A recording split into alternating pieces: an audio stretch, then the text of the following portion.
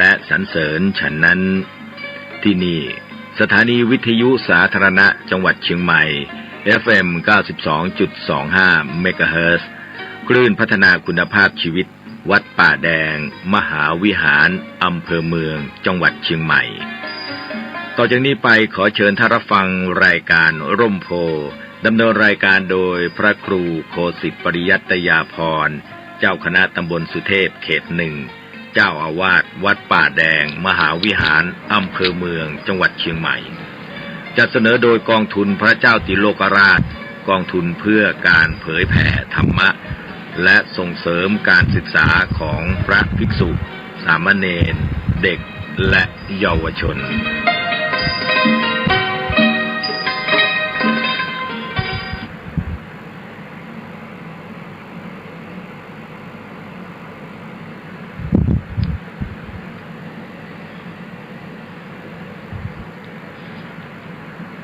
สว่างนอกด้วยแสงไฟสว่างในด้วยแสงธรรมเจริญสุขท่านผู้ฟังทุกท่านวันนี้ก็มากับอาตมาภาพพระครูโกสิทธิ์ปริยัตยาภรณ์ในรายการร่มโพธิ์ทางสถานีวิทยุสาธารณะจังหวัดเชียงใหม่ FM 92.25 เมกะเฮิรตซ์รายการนี้นำเสนอแก่ท่านผู้ฟังทุกวันเสาร์และวันอาทิตย์โดยจะเริ่มตั้งแต่เวลานี้เป็นต้นไปก็จะได้น้อมนำเอาสาระธรรมซึ่งเป็นคำสอนในทางพระศาสนานำมาเสนอท่านทั้งหลายได้พิจารณาน้อมนำไปใช้ในชีวิตประจำวันพร้อมกันนั้นก็จะได้นำข่าวสารของทางคณะสงฆ์และข่าวสารที่ควรรับรู้รับทราบมาท่านรับฟังกันทุกวันเสาร์และวันอาทิตย์อาตมาจะมาปากกับท่านผู้ฟังเป็นรายการสดก็ต้องขออนุโมทนาขอบคุณพระสังฆาธิการครูบาอาจารย์เจ้าวาดหลายวัดที่เมตตาที่ตามรับฟังรายการนี้แล้วก็แจ้งผลการรับฟังแล้วก็ต้องขออนุโมทนากับญาติโยมท่านผู้ฟังที่ติดตามรับฟังรายการของเรามาเป็นเวลาหลายปีช่วงก่อนๆนั้นเราก็จัดทางสถานีวิทยุหลักเช่นว่าสถานีวิทยุทางอากาศ013เชียงใหม่ทางภาค AM และ FM ได้หลั่งมาสถานีแห่งนั้นท่านเปลี่ยนนโยบายก็จึงนำมาออกอากาศเพียงสถานี 92.25 ซึ่งเป็นสถานีของวัดป่าแดงเฮาซึ่งจัดตั้งมาหลายปีแล้วแล้วก็มี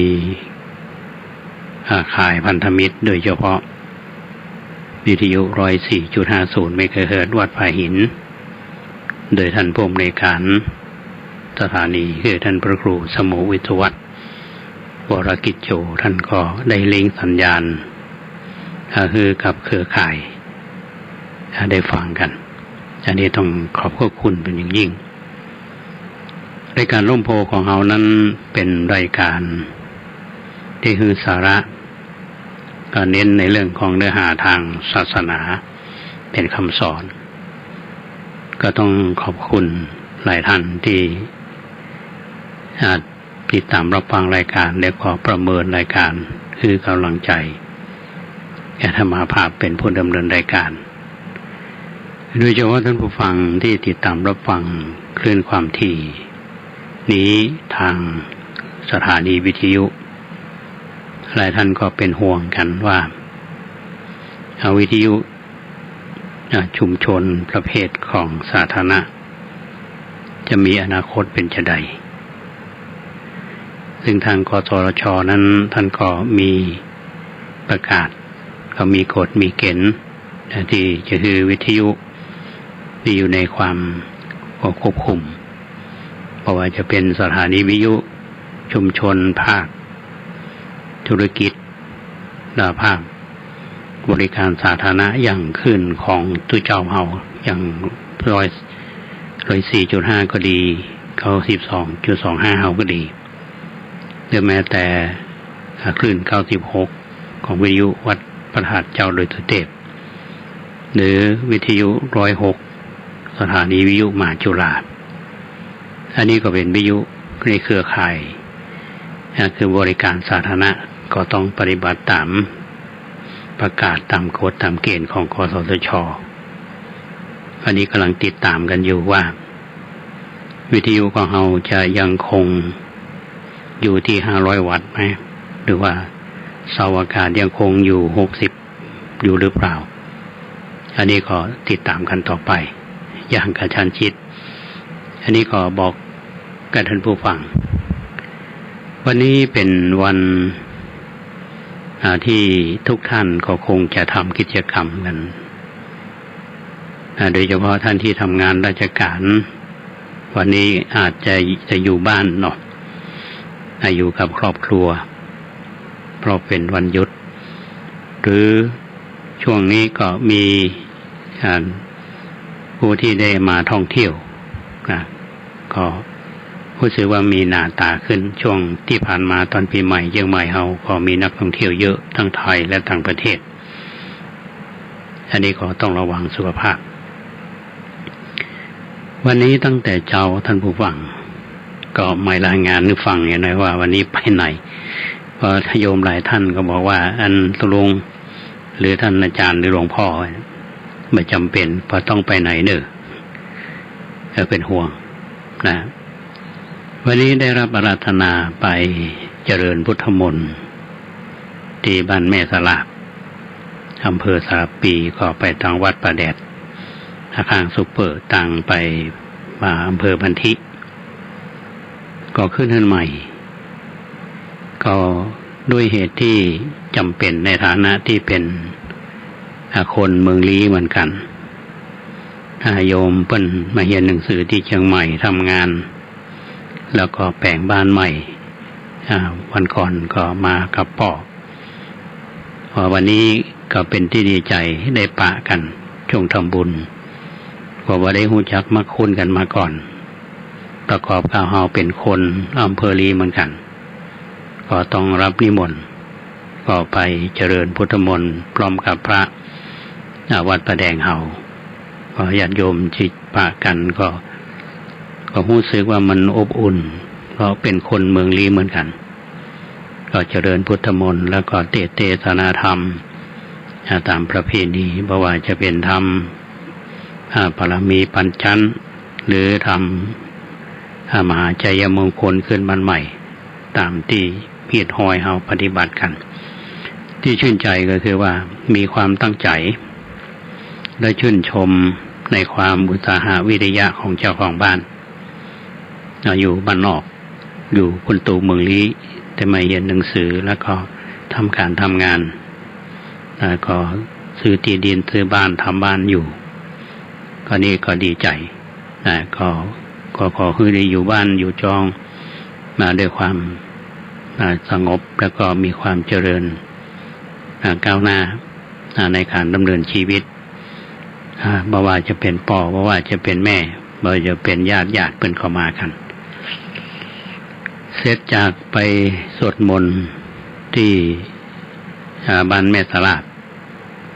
ก็เดินทางต่อไปที่วัดผาลาดวันนี้ท่านพระครูธีระสุตพจน์ท่านเจ้าวาดก็ได้นิมนต์ไปเป็นพระอุปัชฌาย์โดยเหตุว่ามีกุลบุตรมีจิตศรัทธาที่จะบวชศึกษาและปฏิบัติจำนวน4 ท่านแล้วก็มีบรรดาญาติพี่น้องตลอดถึงญาติของกุลบุตรแต่ละท่านนั้นเข้ามาชุมนุมกันแบบเป็นระยะห่างวัดผาลาดนั้นเป็นวัดที่มีความงดงามแบบธรรมชาติ ท่านพระครูธีระสุทธพจน์นั้นได้พัฒนาวัดไปในสไตล์แบบพื้นเมืองเอามีหน้าที่ปรึกษามีคนที่จะช่วยวางแผนอาหารแล้วก็เป็นที่น่าชื่นใจในฐานะที่เป็นบุปชาในฐานะที่เป็นเจ้าคณะตำบลและในฐานะที่เคยทำงานโดยกันมา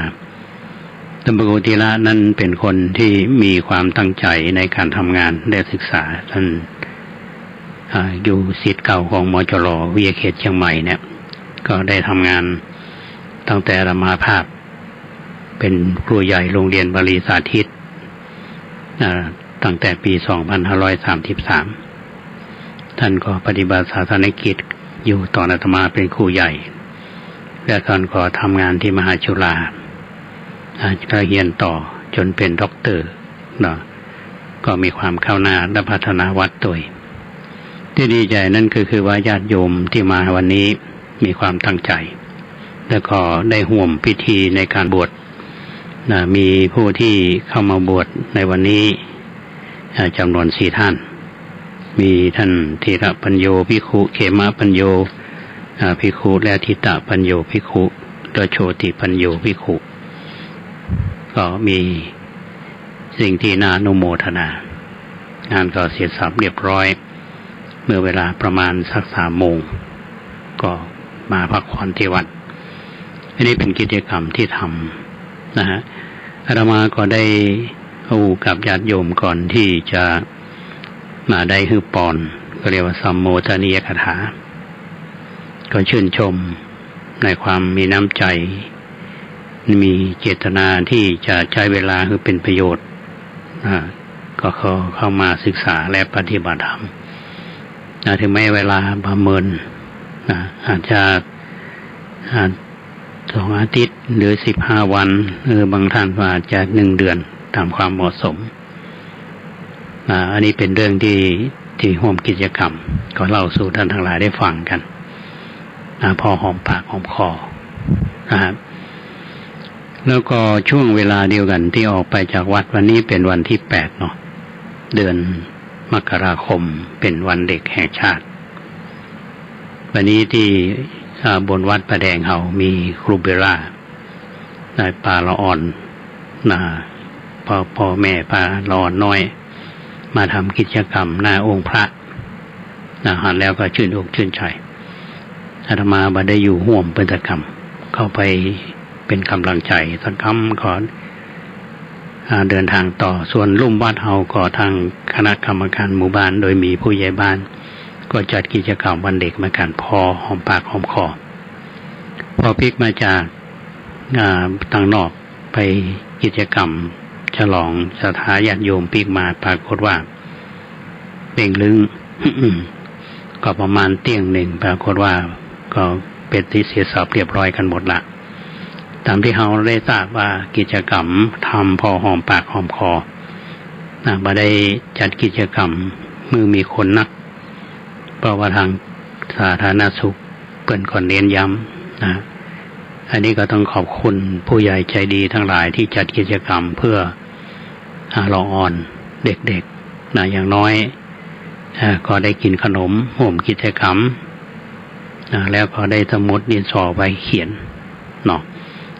อันนี้เป็นสิ่งที่กิจกรรมที่เราทำในวันนี้เมื่อวันเสาร์อาทิตย์ก่อนนั้นอาตมาภาพได้นำเรื่องของพระเถระรูปหนึ่งซึ่งถือว่ามีบทบาทสำคัญชีวิตของท่าน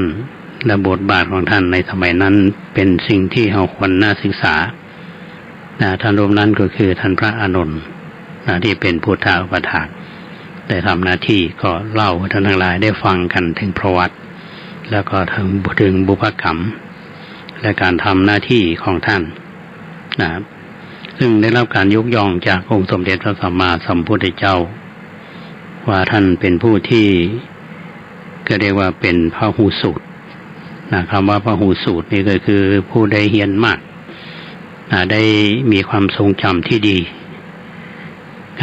นี่เป็นเครื่องยืนยันที่ท่านทั้งหลายได้ฟังกันได้ศึกษากันมาในเรื่องนี้ว่า พระอานนท์นั้นเป็นผู้ที่ได้ยินมานักก็คือมาก็ได้ฟังนักมันมีข้อหนึ่งที่พรที่ท่านขอจากองค์สมเด็จพระสัมมาสัมพุทธเจ้าว่าถ้าหากว่าพระองค์ท่านไปแสดงธรรมแก่ภัยที่ไหนโดยบ่มีพระอานนท์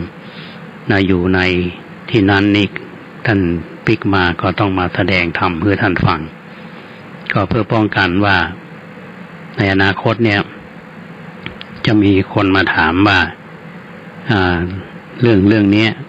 นะครับพุทธเจ้า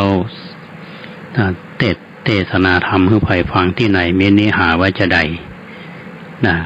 อันนี้ก็เป็นพรข้อหนึ่งเพราะฉะนั้นท่านก็เป็นผู้ที่ได้ฟังมานักแล้วก็มีความจดจำคือมาค่ะว่าที่จะจับลักหรือว่าสาระความทำความเข้าใจได้จนฟังแล้วพูดสามารถที่จะคล่องปากแต่ความมีความขึ้นใจและสามารถที่จะเข้าใจให้ลึกซึ้งได้อันนี้เป็นสิ่งที่เป็นคุณสมบัติที่พระพุทธองค์ได้ทรงยกย่องก่อนที่พระบรมศาสดาพระองค์ท่านจะได้ปรินิพพานนี้ได้กล่าวชมเชยพระอานนท์เถระท่ามกลางบรรดาพระภิกษุสงฆ์และยกย่องว่าท่านเป็นเอตทัคคะถึง5ประการคือเป็นพหูสูตรก็คือเป็นผู้ที่มีสติเป็นผู้ที่มีคติคำว่าเป็นผู้ที่มีคติเนี่ยหมายถึงว่าแบบอย่างแนวทางหรือว่าหลักการที่ดี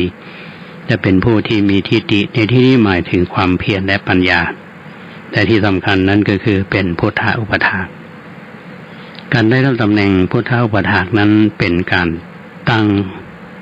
ความปรารถนาตั้งอธิษฐานไว้แต่ภพภูมิก่อนทหารวัดปฏิบัติของพุทธอุปถากในยุคของสมัยพระพุทธเจ้าพระองค์ก่อนนั้นปรารถนาที่จะเป็นก็จึงได้เป็นนะหลังจากที่พระบรมศาสดาเนี่ยปรินิพพานแล้วเนี่ยท่านทั้งหลายคงจำได้ว่าท่านพระมหากัสสปะเนี่ยที่เป็นประธานในการทำสังฆายนาพระธรรมวินัยด้วยสาเหตุที่สุปทะกล่าวช่วงจากพระธรรมวินัยแต่พระมหากัสสปะนั้นท่านขอเลือกเอาพระอานนท์เป็นผู้วิสัชนาพระธรรมในส่วนของสุตตันตปิฎกและก็พระอภิธรรมปิฎกเรื่องนี้มันก็เป็นเรื่องแปลกนะท่านผู้ฟังว่าถ้าเราจะมาวิเคราะห์และศึกษาดูว่าเป็นจะใดท่านมหากัสสปะถึงตัดสินใจเอาพระอานนท์เป็นผู้หนึ่งในการร่วมทำสังฆายนาทั้งที่ตอนนั้นเนี่ยท่านยังเป็นเสขบุคคลก็คือยังไม่ได้เป็นพระอริยบุคคลเลยแต่พระอานนท์นั้นท่านก็ยังคิดอยู่เสมอว่าภาระอันนี้ที่ท่านพระมหากัสสปะเนี่ยท่านจะมอบผู้ทำเนี่ยไว้ใกล้ๆกับวันเวลาที่จะทำสังฆายนาแล้วเนี่ยพระอานนท์ก็ยังเป็นพระเสขบุคคลอยู่อย่าเอาไปห่มกับพระเสขได้อย่าใดก็หมายความว่าพระที่จะมาเป็นประชุมสงฆ์นั้นเป็นพระอริยบุคคลเป็นพระอรหันต์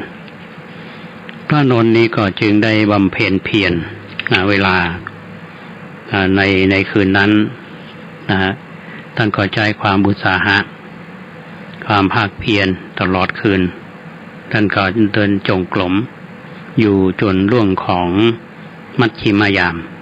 ก็ดำริว่าเราอาจจะทำความเพียรมากเกินไปท่านก็ลงจากที่จงกรมในเวลาที่ใกล้รุ่ง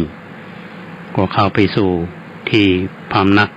ก็โดยมีความประสงค์ว่าจะพักผ่อนในขณะที่ท่านเอนกายลงศีรษะของท่านยังบ่ถึงหมอน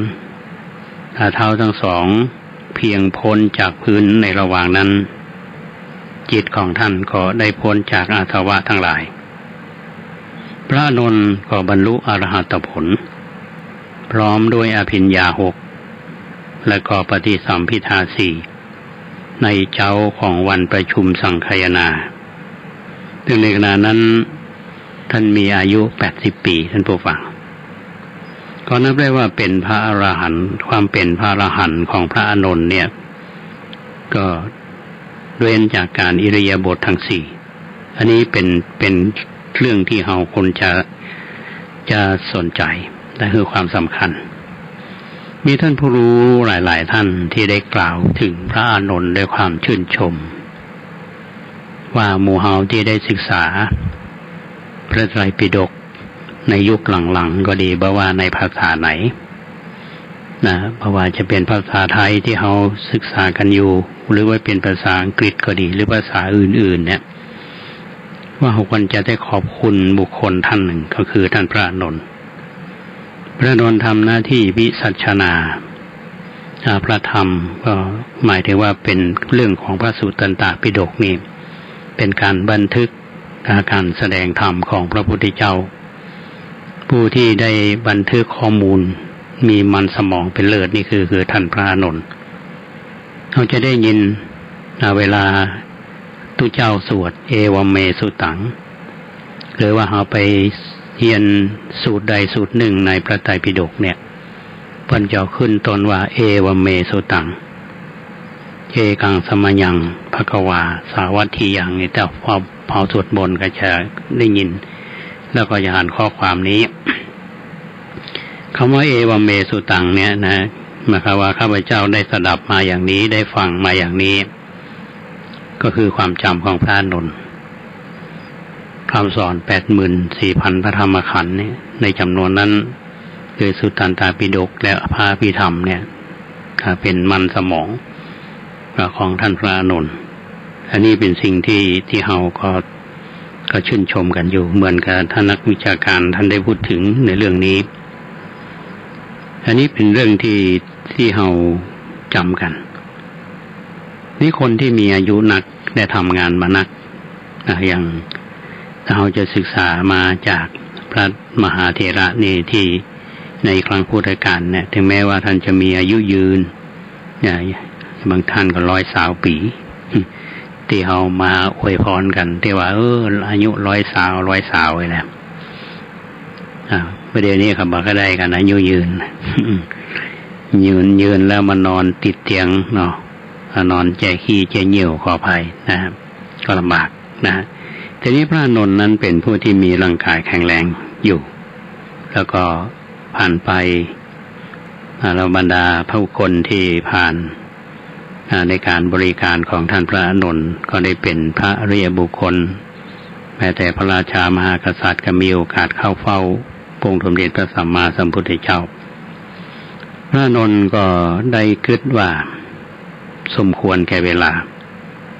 ท่านก็ได้แจ้งข่าวแก่กันจากนิพพานคือบรรดาพระภิกษุนี้แม้แต่ญาติโยมที่รู้จักกันว่าแถม7 วันนี้เราจากนิพพานเลยถ้าพระพุทธเจ้าห้องจะว่าปลงสังขารพระอานนท์ก็แจ้งเหมือนกันว่าแถม7 วันนี้จะนิพพานไม่ใช่คำว่าปรินิพพานแล้วมีครูบาอาจารย์เราที่ท่านอาจจะบอกตนครูบาทั้งหลายแหล่นี้ไปอาจจะกำหนดวันมันก็บอกเหมือนกันนะครับทีนี้มาถึงพระอานนท์เนี่ยท่านมานึกว่ามันสมควรแก่เวลานะท่านก็เดินทางไปที่เวสาลีทีนี้ไปถึงแม่น้ำ1 สาย 1ชื่อว่าแม่น้ำโลหินีเป็นเขตแดนระหว่างเมืองมคธคือเมืองราชคฤห์วัดชีก็คือเมืองไผ่สาลีเนี่ยทีนี้คนทั้งสองฝั่งแม่น้ำโลหินีเนี่ยเป็นที่เคารพนับถือพระอานนท์และก็มีความศรัทธามีความรู้สึกอย่างหนึ่งว่าหลังจากที่พระพุทธเจ้าท่านปรินิพพานไปแล้วเนี่ยมีพระอานนท์อยู่เนี่ยรู้สึกอบอุ่นใจชาวบ้านได้รับฟังข่าวว่าพระอานนท์เนี่ยจะนิพพานฝ่ายนู้นก็บอกว่าจะนิพพานฝั่งเฮาฝ่ายนั้นก็นิมนต์ต่างคนต่างคิดในเรื่องนี้พระอานนท์ท่านทราบความปริวิตกของคนที่เคารพนับถือเพิ่นก็มาเกิดว่าทั้งสองฝั่งเนี่ยมีอุปการะแก่กันและอุปการะแก่ท่านตัวแต่เพิ่นก็จากนิพพานฝั่งใดฝั่งหนึ่งเนี่ยคนทั้งสองฝั่งนี้ก็จะมาทะเลาะกันว่าเรื่องเหตุแห่งความทะเลาะวิวาท หรือว่าความสงบก็จะเกิดขึ้นอาศัยตัวท่านโดยแท้ท่านคิดอย่างนั้นท่านก็ได้กล่าวว่าท่านจะก็คือคนทั้งสองฝ่ายเนี่ยประชุมกันในฝั่งของฝ่ายของมันแล้วท่านจะได้มีความพอใจพระนนท์นั้นท่านนิพพานในวันที่7ในวันที่7นี้ท่านก็นั่งคูบัลลังก์ในอากาศสูงประมาณ7 ชั่วลำตาลท่ามกลางแม่น้ำโลหินีแล้วกล่าวธรรมกถาแก่คนแล้วแก่คนที่อยู่ทั้งสองฝั่งแล้วก็อธิษฐานว่าขอสรีระของท่านในจงแตกในธรรมกลางส่วนหนึ่งก็ตกไปทางฝั่งนี้อีกส่วนหนึ่งก็ตกไปฝั่งโน้นแต่ท่านก็เข้าเจโชกสิน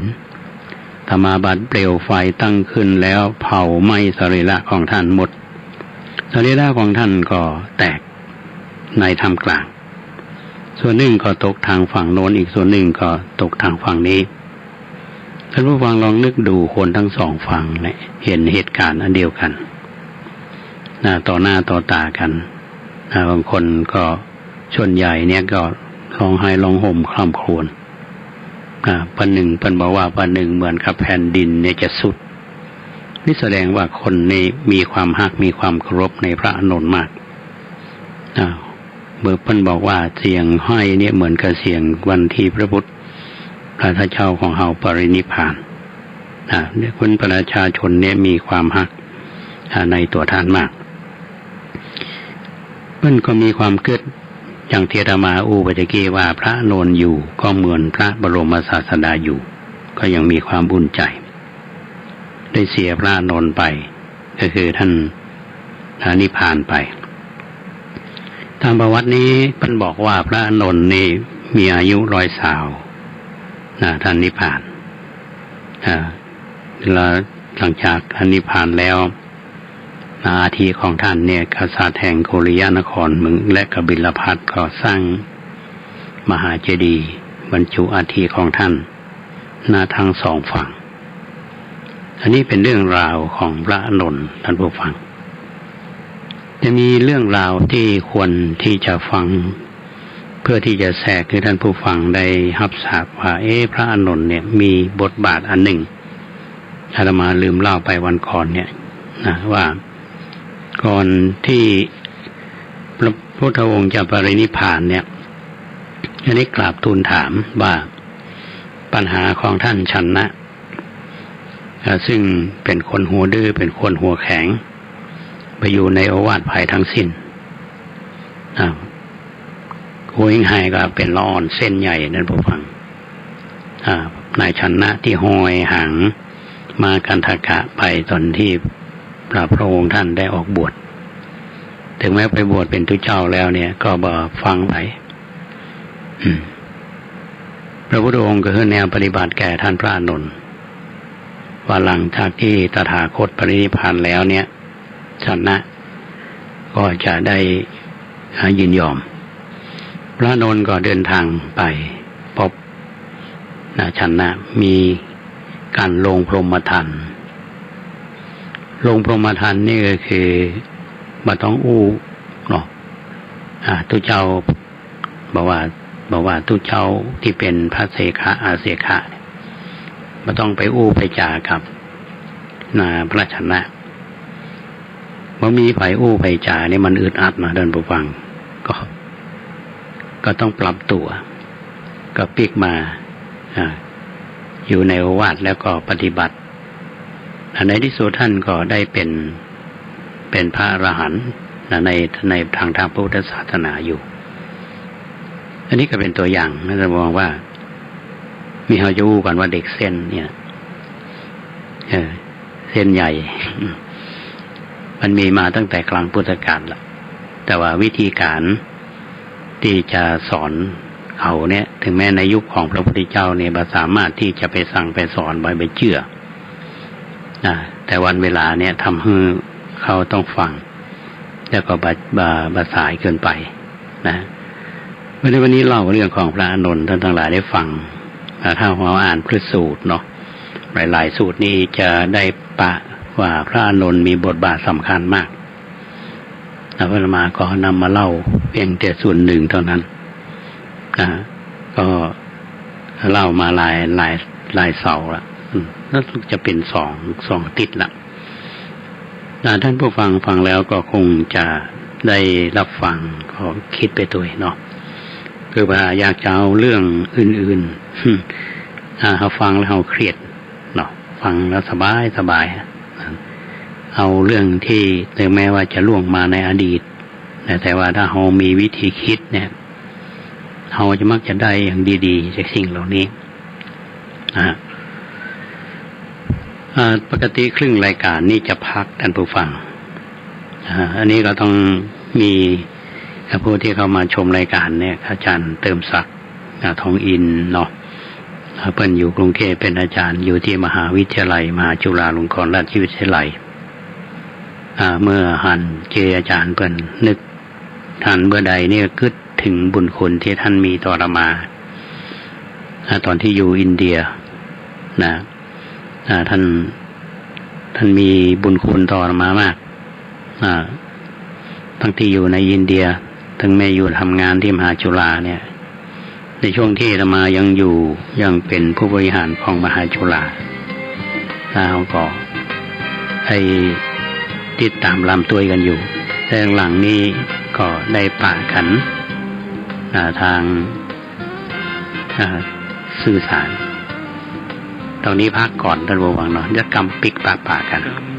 ดีกว่ามงคลสืบสานกุศลความดีเติมต้นดีกว่านั่งเขาของขลังพระเครื่องตระกุดปลูกเสกว่าแสนฉมังคาดมัวแขนมังมัวนึกว่ายังได้คุ้มอันธพาลเกลื่อนเสาะหาเอามาปลอบขวัญยังตายเกลื่อนกันชีวันดับพลันอยู่หลุมธรรมะต่างหากดึงจากนรกตกทุมเป็นเครื่องคอยคุ้มเพราะเป็นพระองค์จริงกรรมดีกว่าวัตถุมงคลทำดีในตนผู้คนไหนอยากจะยิ่งเป็นโจรไร้ธรรมก่อกรรมจิตใจผีสิงไม่โดนปืนยิงก็ยิ่งเหมือนตายเกินตายกรรมดีกว่านำพาเนื้อกรรมหลุดพ้นมันดูแลตนให้ตนเกิดผลผ่องใสเมื่อบริสุทธิ์ผ่องผุดทั้งกายและใจจะจำเป็นไหมต้องใช้วัตถุมงคล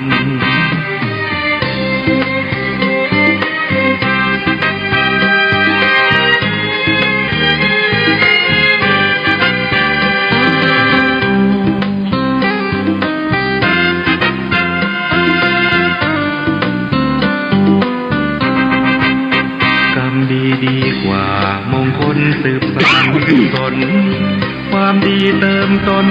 ดีกว่านั่งเคล้าของขลังพระเครื่องตระกุดปลูกเสกว่าแสนฉมังคาดมัวแขนมังมัวนึกว่ายังได้คุ้มอันธพาลเกลื่อนเสาะหาเอามาปลอบขวัญยังตายเกลื่อนกันชีวันดับพลันอยู่หลุมธรรมะต่างหากดึงจากนรกตกขุมเป็นเครื่องคอยคุ้มเพราะเป็นพระองค์จริง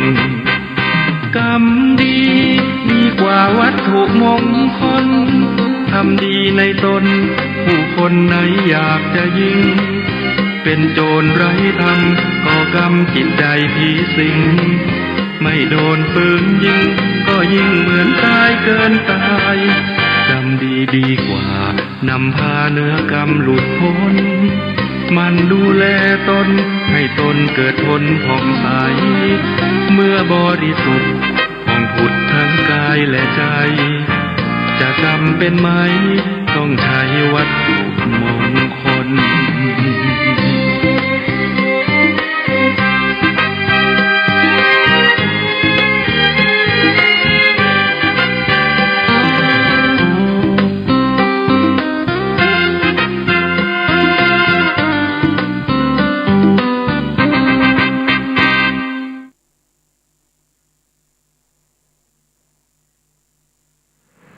ค ท่านผู้ฟังทุกท่านผู้ฟังกำลังฟังรายการลมโพทางสถานีวิทยุสาธารณะจังหวัดเชียงใหม่ FM 92.25 เมกะเฮิรตซ์อยู่กับธรรมาภาพพระครูโคสิทธิ์ปริยัติยพรขอร้องอนุโมทนากับท่านผู้ฟังและท่านผู้ชมที่ติดตามรับฟังรายการเราอยู่ในตอนนี้ท่านที่ฟังจากคลื่นวิทยุและฟังจากติดตามทาง Facebook ของอาตมาอย่างท่านอาจารย์เติมศักดิ์ทองอินและท่านอื่นๆนะครับก็ต้องอนุโมทนาขอบคุณมาณโอกาสนี้ที่ติดตามรับฟังวันพรุ่งนี้วันที่9 มกราคม 2565 เนาะที่วัดป่าตันก็จะมีงานบุญวันกตัญญูท่านเจ้าวาดพร้อมคณะทาเพิ่นก็ทำบุญกันทุกปีธรรมาภาพก็ได้รับนิมนต์ไปเจริญพุทธมนต์ในฐานะที่เป็นเพื่อนสาธมิกเราเป็นกัลยาณมิตรคงจะได้ไปในช่วงเจ้าหลังจากที่ร่วมพิธีการที่วัดป่าตันแล้วก็จะมาร่วมในงานบุญพระป่าซึ่งรายการธรรมะคลายเครียดในคลื่น 104.50 เมกะเฮิรตซ์ตอนดึกๆเนี่ยท่านจะฟังมีท่านสมัครและคุณพิสมัยและก็ทีมงานจัดกันเพื่อนก็จัดทอดพระป่าก็คงจะมีพระนักจัดรายการในคลื่นหลายๆคลื่นที่อยู่ในเครือข่ายวิทยุคลื่นวิทยุสีขาวเนาะและธรรมาภาพก็จะไปร่วมบุญทอดพระป่าเป็นความตั้งใจของผู้ดำเนินรายการเพราะฉะนั้นญาติโยมท่านใดที่จะร่วมบุญทอดพระป่าก็เชิญที่วัดผาหินเนาะเพิ่นก็จะเริ่มตั้งแต่ภาคเจ้ามีการเจริญพุทธมนต์ถวายภัตตาหารเพลแล้วก็จะมีการทอดพระป่าอันนี้เป็นงานบุญสถานีวิทยุทุกสถานีท่านผู้ฟังอยู่ในความอุปถัมภ์ของญาติโยมญาติโยมที่ติดตามมาฟังรายการก็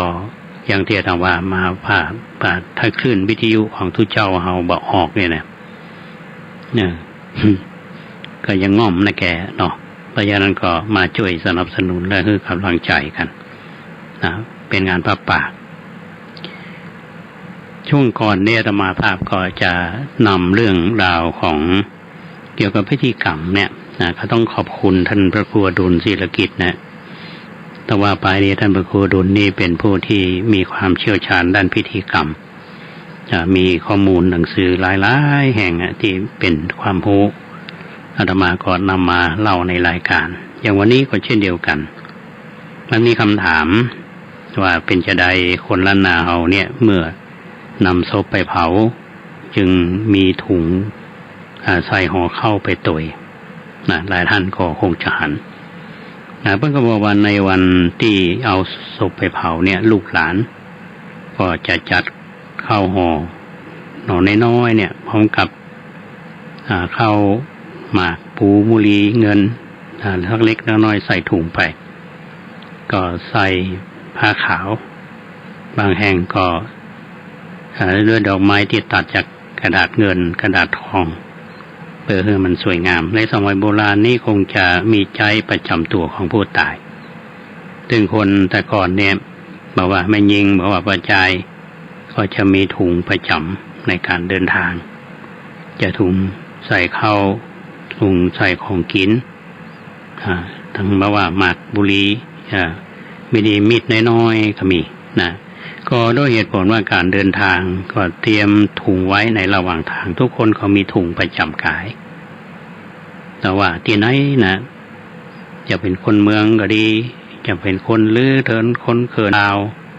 ได้เท่าเขาทุกเผ่าเนี่ยตั้งก็มีถุงเพื่อ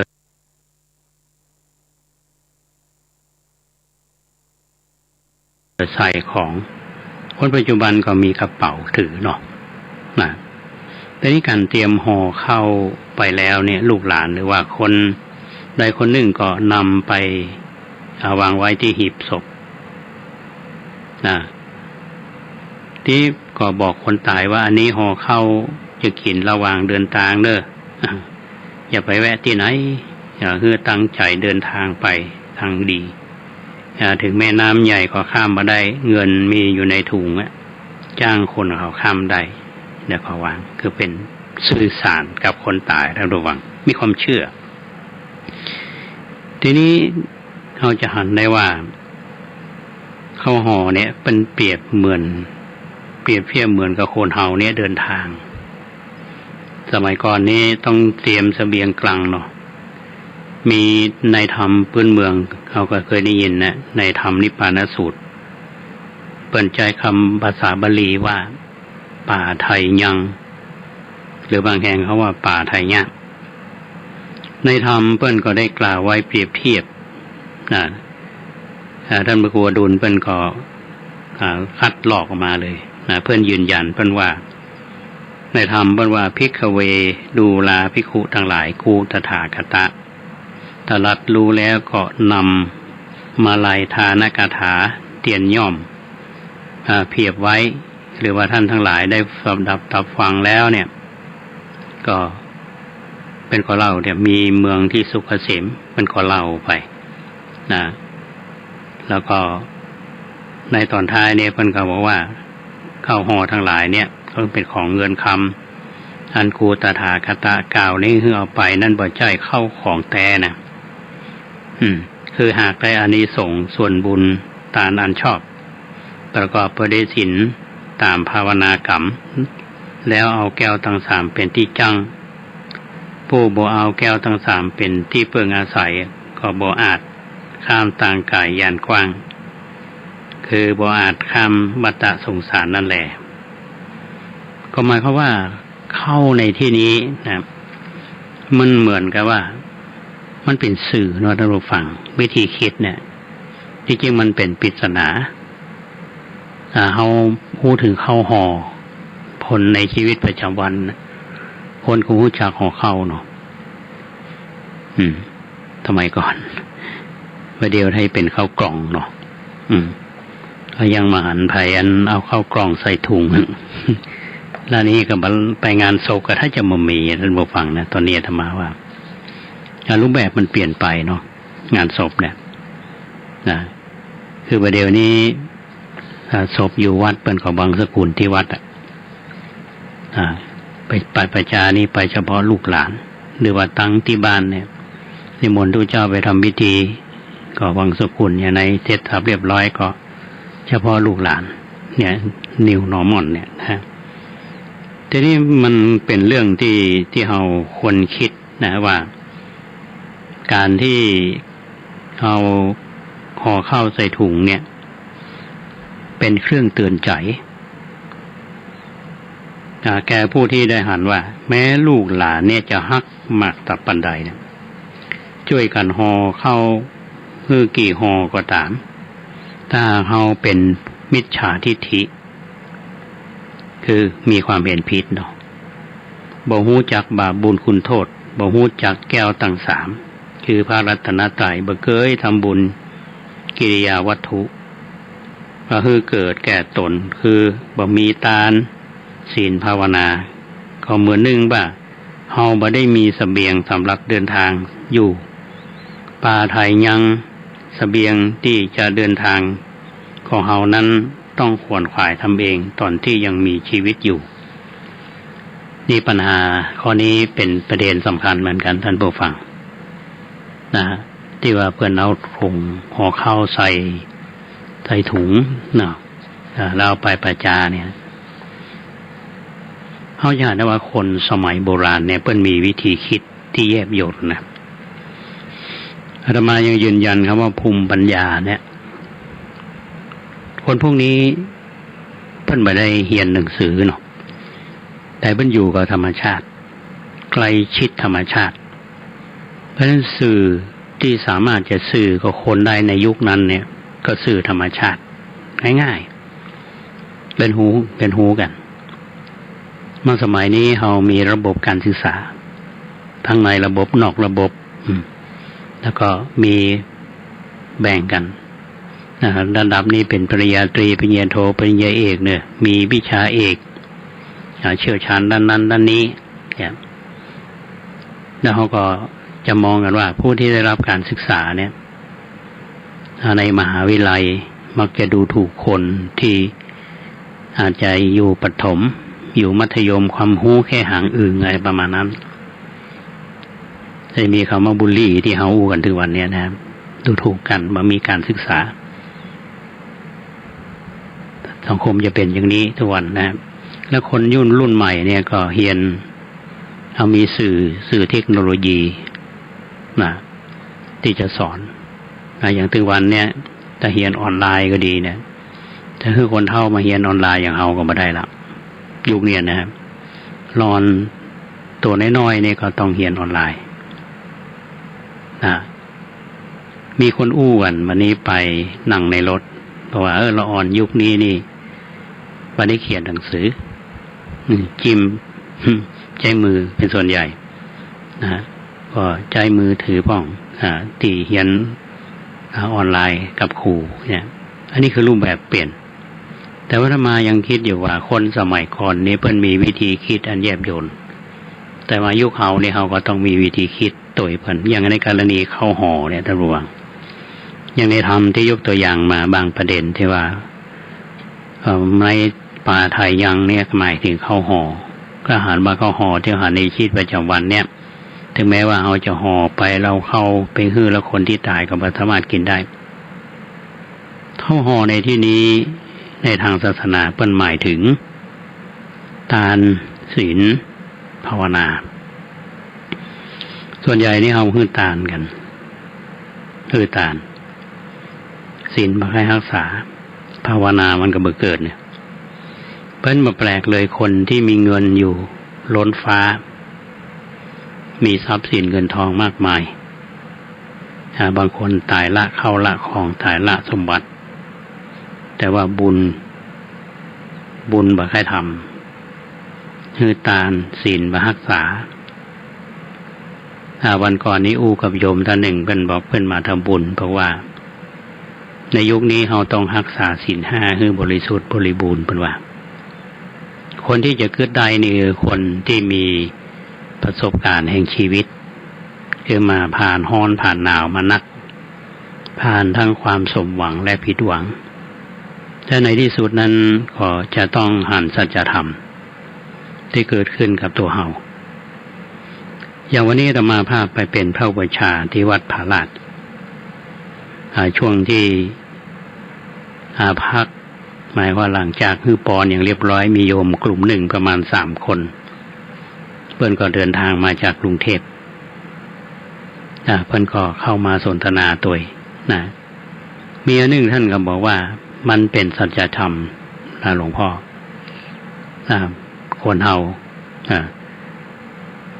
เพิ่นคงมีการศึกษาดีอยู่ทำการทำงานเกษียณอายุแล้วก็มาสร้างบุญสร้างกุศลมาเชียงใหม่มาทำบุญพรุ่งนี้จะไปเชียงรายไปเชียงรายแล้วก็ทำบุญ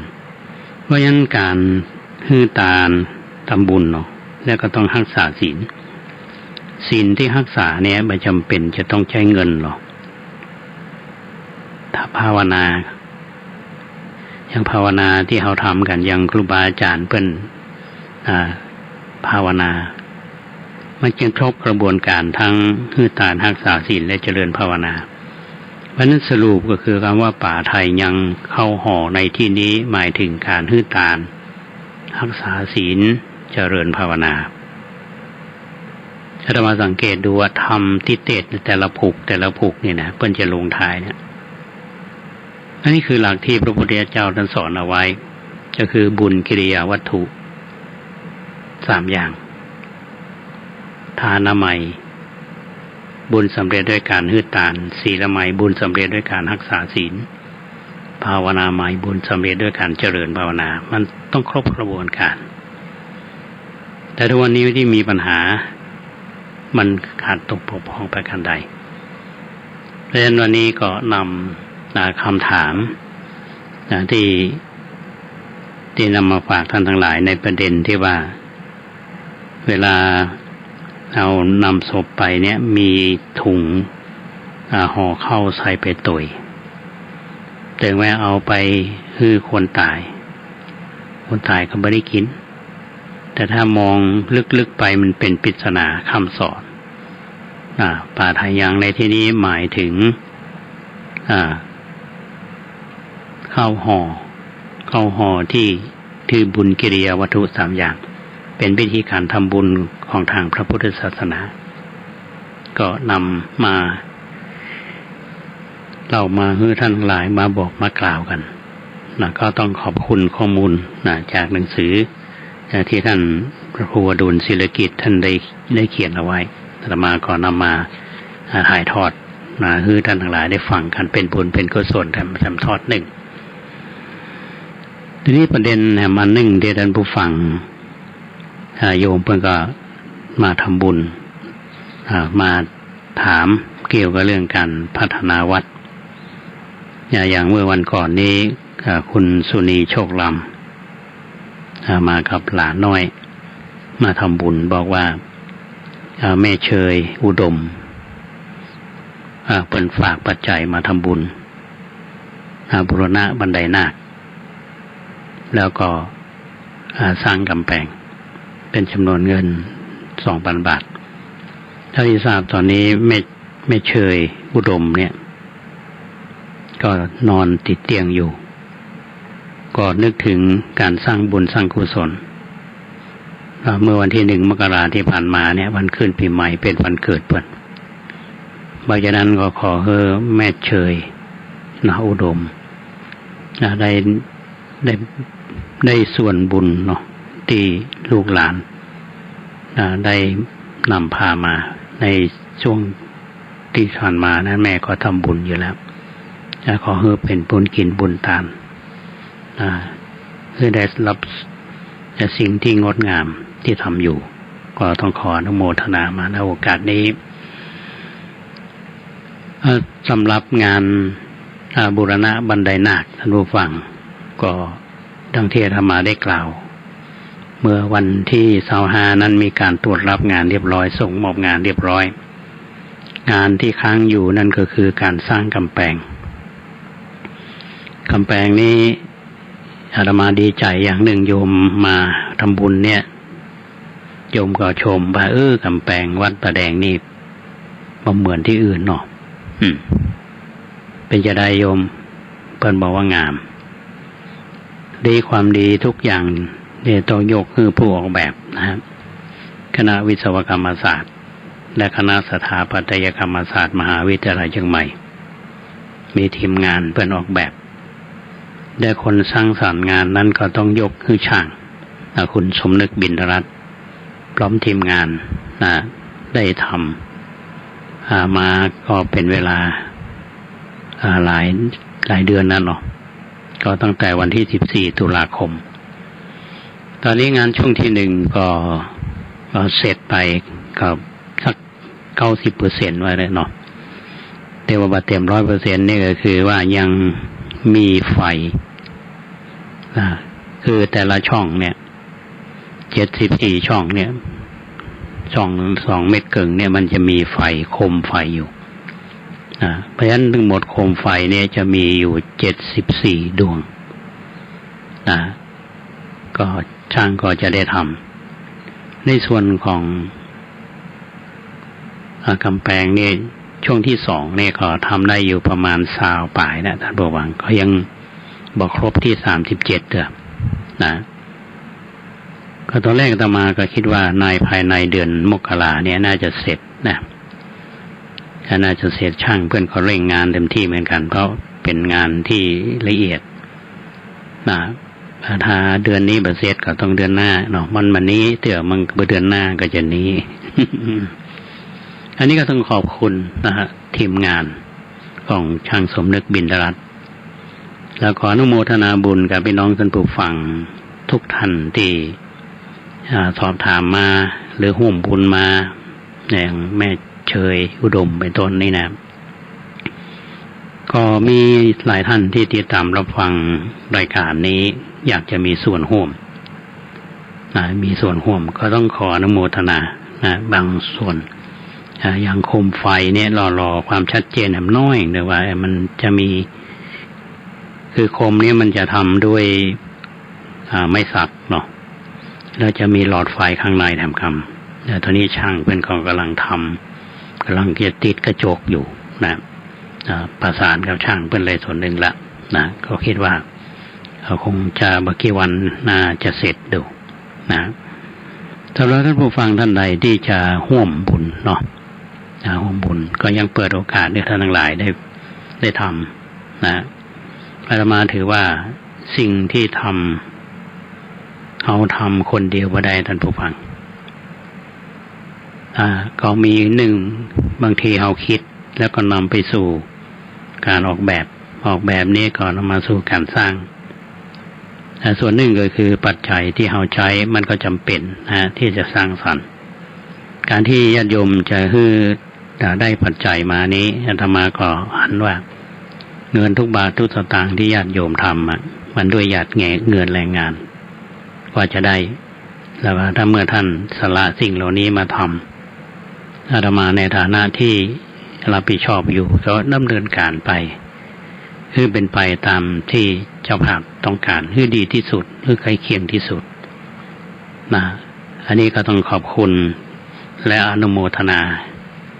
กับทุกท่านที่มีส่วนร่วมในการสร้างสิ่งเหล่านี้อาหารกำแพงถึงวันนี้อาตมานึกถึงคำเปื่อนแซวนะครับว่าไปวัดประแดงนี่ไปเติกกำแพงพอหนังอยู่รอเขาว่า ที่จริงมันมีกำแพงเนาะอาจจะมีต้องสมัยก่อนละต้องสมัยพระเจ้าติโลกราชมั้งเนาะดินกีมีอยู่แต่ว่ากำแพงที่เป็นชิ้นเป็นอันนี้มันมีตอนนี้กำลังเริ่มที่จะมีกำแพงท่านขับรถขึ้นมาวัดประแดงเนี่ยท่านจะมีความรู้สึกหนึ่งมาถึงลุ่มวัดนี่จะหันบันไดนาควันนี้งามท่านผู้ฟังเหลืองเลยสีทองทอดลงมาถึงทางลุ่มหน้าลานกิจกรรมราชเตียวอาหารทางบนนั่นคือหน้าบานวิหารพอทางซ้ายมือนี่ถ่ายจากปลายวัดเขาไปนี้จะมีกำแพงลดลั่นลงมาเป็นชั้นนี่นะครับเมื่อเสร็จเรียบร้อยแล้วมันก็เป็นที่งามแห่งหนึ่งเหมือนกันเนาะอันนี้ก็ต้องขอบคุณทุกฝ่ายที่มีส่วนร่วมในการสร้างสรรค์สิ่งเหล่านี้เมื่อเสร็จจากกำแพงนี้แล้วจะยังต่อ อาตมาก็เลยกับคณะกรรมการและญาติโยมหลายท่านเป็นข้อเสนอท่านอาจารย์ชันรงค์ศรีสุวรรณครับอดีตคณบดีคณะวิศวกรรมศาสตร์เป็นข้อเสนอแนวคิดบอกว่าถ้าหลวงพ่อจะทำกำแพงทางบนแบบนี้จะงามท่านที่เคยมาวัดประแดงนี่จะหันว่าหน้าวิหารเขานี่จะมีเหมือนกับหัวเหล็กอาตมาก็ตัดสินใจแล้วว่าจะทำกำแพงแบบเมืองเอาเนี่ยนะแบบบีดมอนซึ่งช่างเพื่อนได้ออกแบบแล้วรอบวิหารนี้ก็จะทำคอนกรีตพิมพ์ลายแล้วก็ยังมีส่วนบันไดช่วงกลางนี้ก็จะได้ปรับปรุงเพราะฉะนั้นมันนี้มันตรงนี้ท่านผู้ฟังเสร็จจากทางลุ่มก็มาทำทางบน ท่านใดที่มีส่วนจะช่วยกันก็ต้องขออนุโมทนาล่วงหน้ามาเอาสร้างถ้าเสร็จสับเรียบร้อยก่อนเดือนพฤษภาคมนี้วันที่26พฤษภาคมนี้เป็นวันกตัญญูงานวันประจำปีของวัดประแดงเขาก็จะงามขึ้นมันจะหนักก็ต้องขออนุโมทนากับทุกท่านใดที่มีจิตศรัทธาหรือจะร่วมบุญประการใดเนี่ยนะก็โทรศัพท์มาที่หมายเลข0818815690 ก็ต้องอนุโมทนากับแม่แสงจันทร์เขียวแก้วอยู่ในเมืองนี่หรือเปล่าหมูเนาะ หรือว่ายังอยู่ห่างดงพอเปิ้นติดตามชมอยู่ตอนนี้ต้องขออนุโมทนามาณโอกาสนี้นะแล้วก็ทำหลายท่านพอเวลาแล้วท่านผู้ฟังก็ครบเวลาละ1 ทุ่มเนาะบอกเบอร์แฮมคำ0818815690 0818815690ไว้ปะกันใหม่ในวันพรุ่งนี้ขอความสุขสวัสดีจงบังเกิดมีแก่ท่านผู้ฟังทุกท่านขอเจริญพร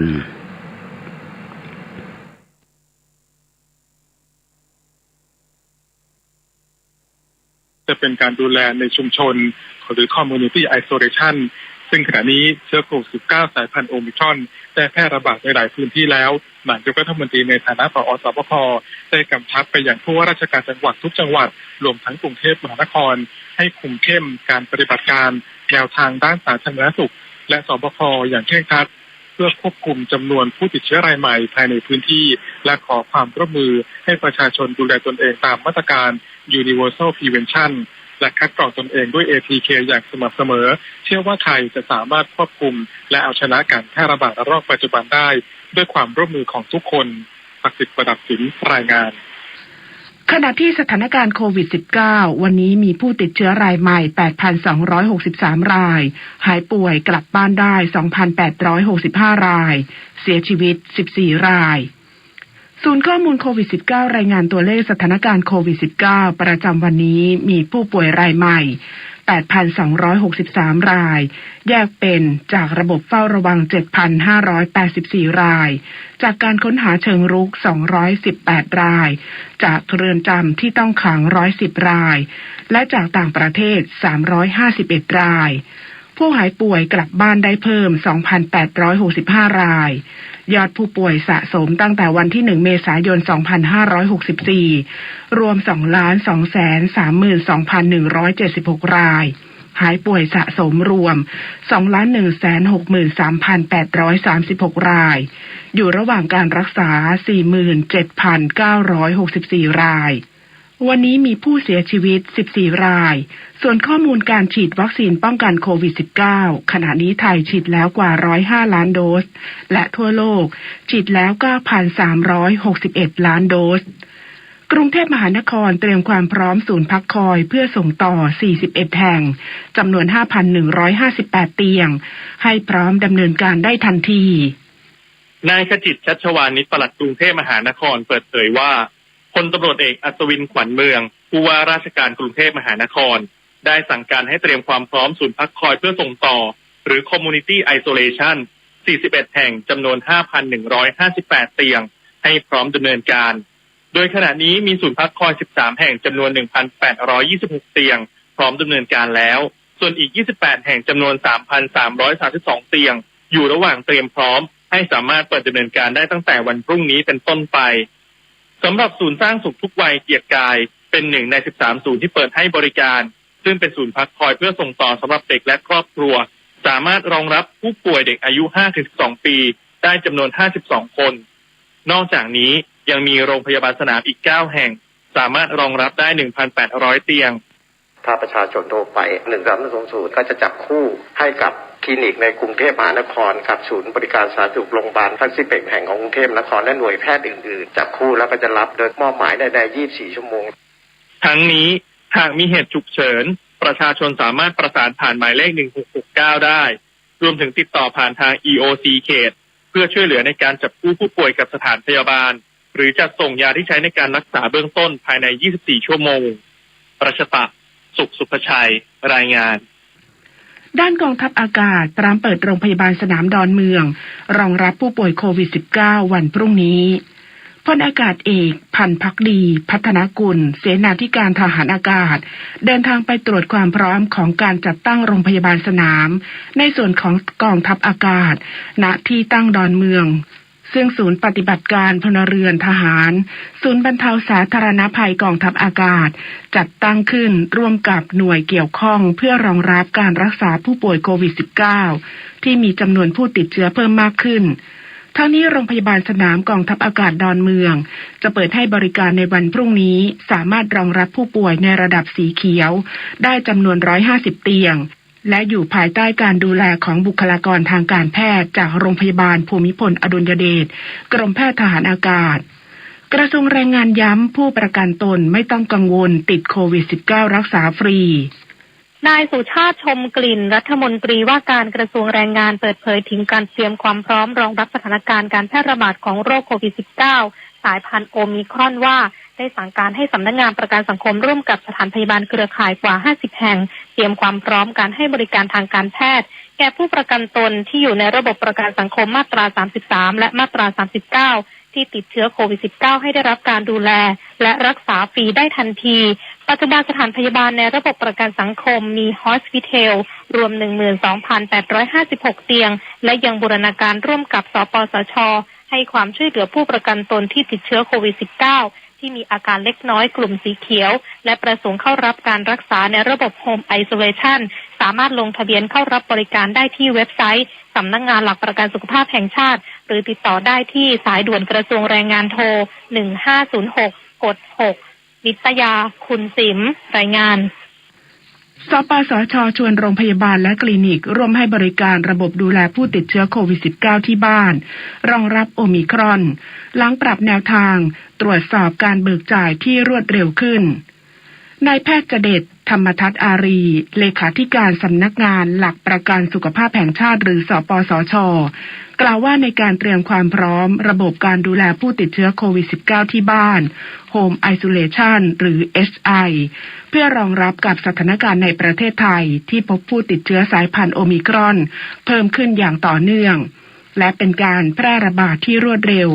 อาจส่งผลให้มีผู้ติดเชื้อและผู้ป่วยเพิ่มสูงขึ้นกระจายไปในหลายพื้นที่ได้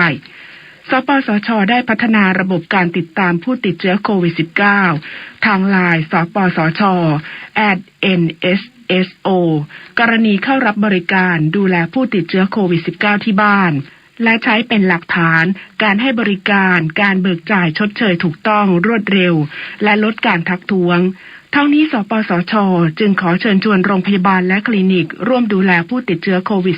-19 ในระบบ SI นอกจากได้รับการชดเชยค่าบริการในอัตราที่เหมาะสมแล้วในครั้งนี้สปสช.ยังปรับวิธีการตรวจสอบก่อนจ่ายค่าบริการที่รวดเร็วขึ้นหรือสอบถามข้อมูลเพิ่มเติมได้ที่1330ตลอด24ชั่วโมงนายกรัฐมนตรีขอให้เยาวชนไทยทำหน้าที่การงานอย่างมีเป้าหมายเพื่อให้สามารถดูแลครอบครัวสังคมและประเทศชาติได้ในอนาคตเมื่อช่วงเช้าที่ผ่านมาณตึกไทยคู่ฟ้าทำเนียบรัฐบาลได้จัดกิจกรรมวันเด็กแห่งชาติประจำปี 2565 ขึ้น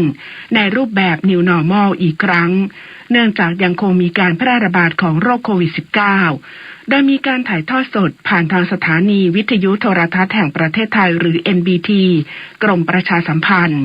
เพื่อให้เด็กและเยาวชนได้รับชมโดยพลเอกประยุทธ์จันทร์โอชานายกรัฐมนตรีและรัฐมนตรีว่าการกระทรวงกลาโหมนำตัวแทนเด็กเยี่ยมชมห้องทำงานพร้อมเปิดโอกาสให้เด็กได้ลองนั่งเก้าอี้นายกรัฐมนตรีพร้อมร่วมพูดคุยกับตัวแทนเยาวชนโดยตัวแทนเยาวชน5คนได้นำเสนอปัญหาและข้อเสนอแนะด้านการศึกษาต่อนายกรัฐมนตรีด้วยเช่นปัญหาการศึกษาและปัญหาสุขภาพจิตของเด็กโดยเฉพาะความเครียดจึงอยากให้แก้ไขจุดดังกล่าวขอให้รัฐบาลผลักดันระบบอินเทอร์เน็ตให้กับนักเรียนโดยเฉพาะช่วงโควิด -19 ที่มีความจำเป็นต้องเรียนออนไลน์เสนอให้จัดการศึกษาทั้งในระบบนอกระบบเกี่ยวกับสิ่งแวดล้อมให้มากขึ้นเพื่อให้ประชาชนนักเรียนตระหนักถึงสิ่งแวดล้อมสร้างสังคมที่ดีขึ้นเป็นต้นทั้งนี้นายกรัฐมนตรีย้ำว่าทุกคนคือบุคคลสำคัญในการพัฒนาประเทศชาติพร้อมขอให้เยาวชนไทยทำหน้าที่การงานอย่างมีเป้าหมายเพื่อให้สามารถดูแลครอบครัวสังคมและประเทศชาติได้ในอนาคตโดยยึดหลักธรรมมีคุณธรรมจริยธรรมและรักภักดีต่อชาติศาสนาพระมหากษัตริย์ที่สืบทอดมายาวนานพร้อมเชื่อมั่นว่าเด็กเยาวชนในวันนี้จะเติบโตขึ้นสามารถจะสร้างชื่อเสียงให้ประเทศไทยได้แน่นอนก็นี่เป็นวันเด็กแห่งชาติซึ่งวันนี้เราก็ มีปัญหาก็เลยไม่สามารถจัดพบปะกันเยอะๆได้ทุกคนคงทราบดีผมเป็นเรื่องสถานการณ์โควิดด้วยนะลุงก็อยากให้ทุกคนปลอดภัยใครอยากเป็นนายกต้องเรียนหนังสือให้สำเร็จคิดไปล่วงหน้าว่าเราจะทำอะไรการทำอะไรต่างๆก็ตามต้องมีจุดมุ่งหมายทั้งสิ้นนะมีไว้เพื่ออะไรเพื่อสอบเพื่อทำงานมีงานทำแล้วประเด็นสำคัญจบแล้วต้องดูแลพ่อแม่ปู่ย่าตายายคือครอบครัวของคนไทยใช่ไหมอัตลักษณ์ของคนไทยไม่เหมือนต่างประเทศนะขณะที่รัฐสภาจัดงานวันเด็กประจำปี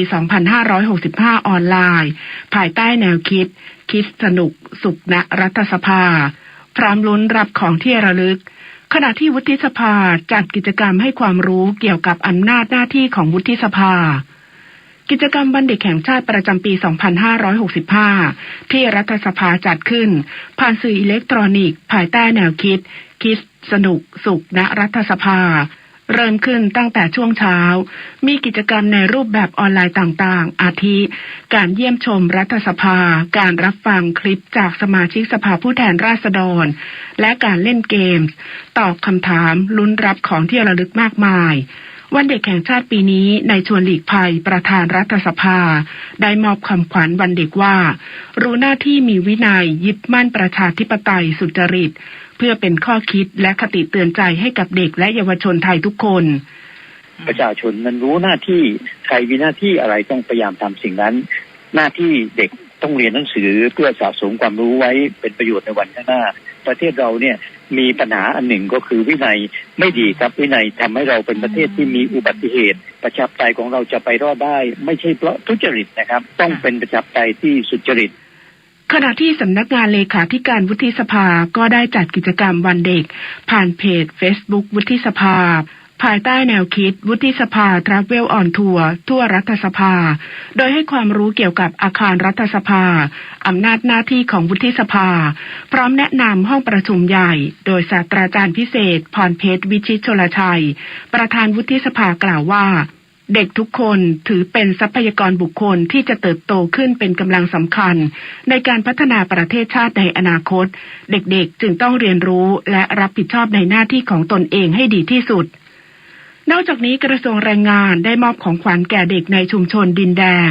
ผ่านตัวแทนผู้นำชุมชนแฟลตดินแดงเพื่อสร้างขวัญกำลังใจแก่เด็กและเยาวชนเติบโตเป็นกำลังสำคัญในการพัฒนาประเทศนางทิวรรณรัตน์อังกินันที่ปรึกษารัฐมนตรีว่าการกระทรวงแรงงานเป็นประธานมอบสิ่งของเครื่องเขียนอุปกรณ์การเรียนอุปกรณ์กีฬา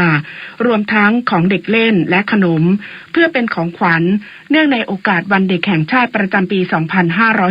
2565 แก่ตัวแทนชุมชนและเด็กในชุมชนแฟลตดินแดงจำนวน 1,000 ชุดเพื่อนำไปส่งต่อให้แก่เด็กๆในชุมชนชาวแฟลตดินแดงโดยได้รับการสนับสนุนงบประมาณส่วนหนึ่งจากกระทรวงศึกษาธิการและสมาคมแม่บ้านกระทรวงแรงงาน